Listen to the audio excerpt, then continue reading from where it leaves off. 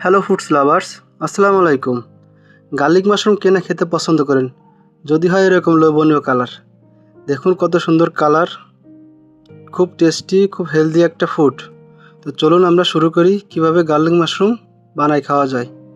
তো প্রথম আমরা 1 কান গার্লিক নেব, তার ভিতরে দিয়ে দেবো পেঁয়াজ, ক্যাপসিকাম, তারপর দেবো কাঁচামরিচ, তারপর দেবো রসুন। এটা দিয়া সতে করে নিতে হবে। কড়াইতে নেবেন, কড়াই নিয়ে এইভাবে ঠিক সতে করতে হবে চাকা বাটার দিয়া, ঠিক আছে। তারপর আমরা দিয়ে দেবো সেই গার্লিক দেবো আর মাশরুম, সাথে থাকবে অরিগানো।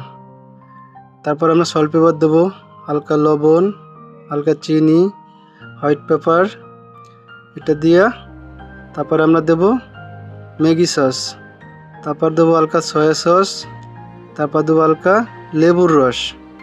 এটা দিয়ে সুন্দর করে মিক্স করে নিতে হবে, হালকা গরম করে নিতে হবে। গরম করে নিয়ে তারপর আমরা দিয়ে দেবো ধনিয়া পাতা।